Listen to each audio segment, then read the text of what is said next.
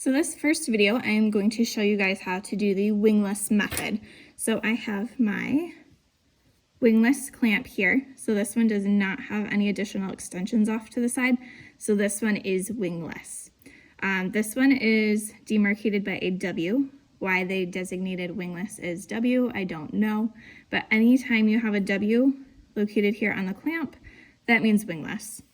So one of the very first things that you guys should do is tie a ligature around this clamp. So the ligature is just going to be a piece of floss. So I have a nice big piece of floss that I doubled in half. So it looks like two pieces, but it's actually just one piece folded in half. So this is a huge safety thing. So what I'll do is I'll put the loop part around the bow of the clamp. And now I'm going to get the rest of the floss through that bow and just tie a nice little knot here. So this will help if the patient aspirates the clamp or if the patient swallows the clamp. Then we have this nice big long piece of string here in order to pull that out of the patient's throat. This is a big safety thing. So if you guys do not do this for the skill evaluation, you will automatically fail. So if the patient swallows or this clamp can very easily pop off the tooth, especially if it's the incorrect size. So if this clamp pops off, it is very easy to swallow. It is very easy to inhale. Things can happen very, very quickly. So tie this ligature around the clamp. You guys will be safe. So that's the first step in getting everything propped. The next step, we are going to work on our template.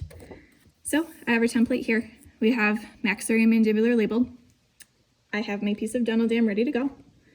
So what I find is the easiest way to do this is to fold this whole piece of dental dam into quarters so you can find the center. So I folded it in half once. I'm going to fold it in half a second time. So now I have this little square, and now I can mark the very center corner here, and that is going to be the very center of the dental dam. So when I open this up, I can put that little mark in the center of this dam. So in order to see this dental dam is pretty thick. I'm going to put a light underneath so it can be a little bit easier to see the actual template. So if I have my little mark right in the center, I'm just going to adjust this just a little bit. Then I can see the whole mouth. So down here again, I have mandibular, up here, maxillary. This is the patient's right, this is the patient's left. So the type of dent that I will show you this on does not have wisdom teeth. So this first dot here, I can completely skip. The next dot is going to be tooth 31. So tooth 31, I am going to designate as my anchor tooth. So I'm going to mark this tooth here. The next tooth down, number 30, is going to be the tooth that I'm going to be working on. So I'm going to put a little dot there. The next two teeth are the premolars, so 28 and 29. So those are just going to be there for support. Typically when we do a dental dam, we want to have usually about 4 teeth punched. It could be more, it could be less. But if we have 4 teeth punched, that will allow us to have a good amount of stability. So 28 and 29 here and here are for stability. Number 30 is the tooth that is going to be propped and worked on. 31 is going to be the anchor tooth. That one is going to be the one that holds the clamp. So I have those 4 punched, or well, those 4 marked on my template. Now that I have them marked on my template, I'm going to turn this light off and we are going to punch that. So I'm going to get my dental dam punch. So with the punch, it has various sizes of holes. The biggest hole is designated for the, let's see if I can turn this, for the anchor tooth. So this biggest hole here is designated for the one with the clamp. So I do have that marked. It's a little bit hard to see, it's a little bit faint, but this one here is going to be my anchor tooth. So I'm going to lift up the dental dam, slide it in there until I can find my little mark that I marked with my pen. I'm going to punch it.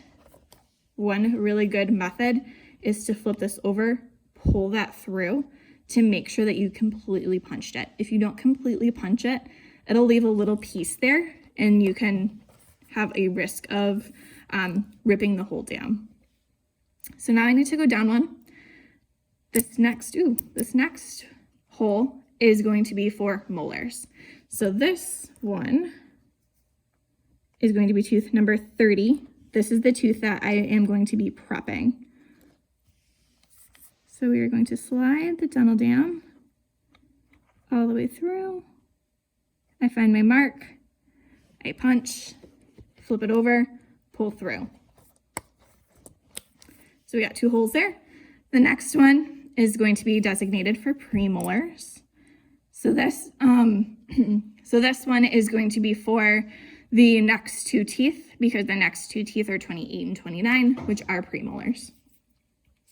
So the next 2 holes will be punched with this size.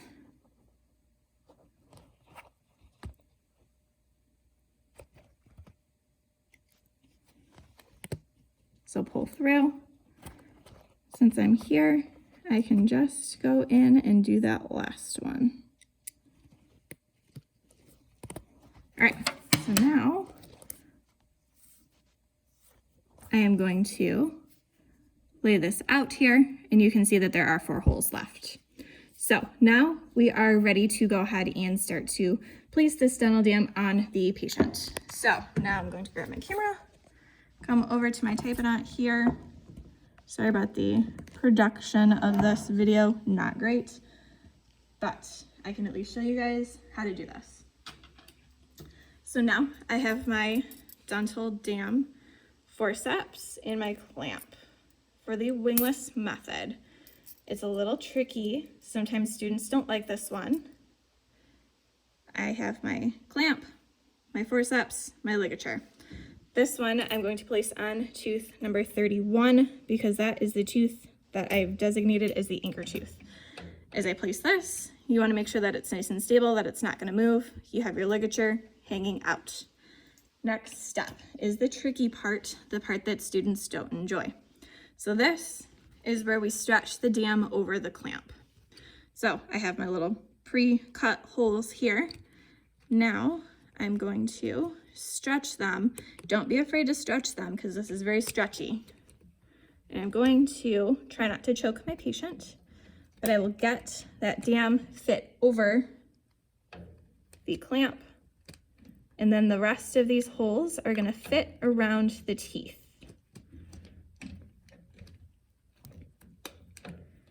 So I'm going to try to do my best here to get everything kind of in place. If they don't go in place at first, that's okay. Because what we are going to do next to help save our patient is to get the frame on. So the frame here, you are going to contact all parts. So there's little points or little edges here on the frame that you want to make sure all touch some part of the dental dam there. So now what we're going to do, since that ligature is kind of hanging out inside of the dental dam, we want to make sure it's coming on the outside. So I have the T-ball burnisher, and I'm just going to pull that right through the hole. I have a second piece of floss here. So now I'm going to try to get the dental dam over in between all of these teeth. It's easiest if you floss in and pull the floss through so you don't disrupt any dental dam coming out.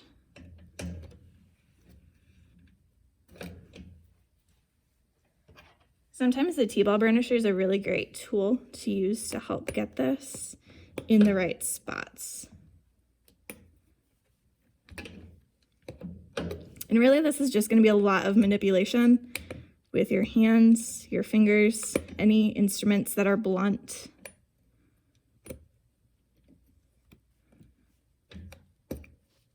So if we can kind of get most of this around the teeth here and get it to sit into place, we can tie another ligature towards the front part of the dam. So what I like to do is take a set of scissors here, cut off a little piece of dam from the corner there, stretch it out nice and thin, put it between the 2 front teeth.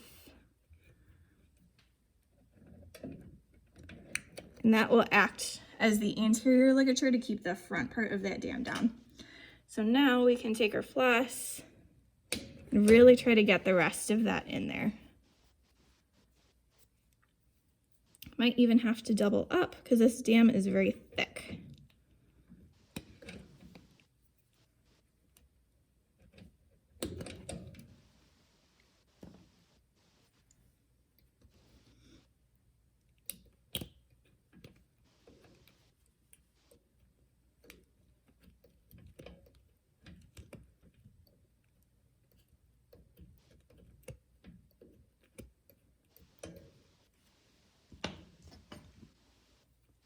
Almost got this section in there. That one popped in.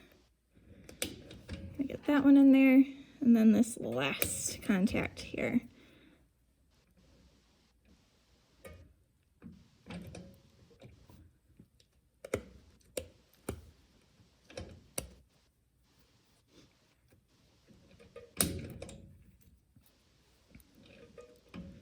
Sometimes you just got to keep working at this. Dental dams can be pretty tricky to construct.